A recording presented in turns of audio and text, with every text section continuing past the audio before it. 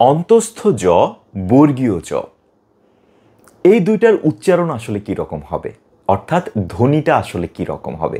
আসলে ধ্বনিটা একই রকম, সেটা হচ্ছে জ। ঠিক আছে, অনেকে বলে যে স্যার অন্তস্থ জয়ের উচ্চারণটা আসলে কি রকম, বর্গীয় জয়ের উচ্চারণটা আসলে কি রকম। আমরা যখন বর্ণমালা উচ্চারণ করি তখন আমরা অন্তস্থ জ বলি, আবার বর্গীয় জ বলি, হ্যাঁ, যেটাকে যা বলা দরকার। কিন্তু আমরা যখন একটা শব্দের মধ্যে উচ্চারণ করি তখন সেটা আমরা কিন্তু জয় উচ্চারণ করি। যেমন জবা ফুল, জবা, সেটা জয় উচ্চারণ করছেন আপনি। জায়গা, জমি, সেটা জয় আপনি উচ্চারণ করছেন, কিন্তু জল, জয় উচ্চারণ করছেন। আবার অন্তস্থ জ দিয়ে যদি কোনো একটা শব্দ বা কয়েকটা শব্দ যদি উচ্চারণ করি, যাতনা, যাতা, আমি চলে যাব, দেখেন জ, কোনো পার্থক্য নাই।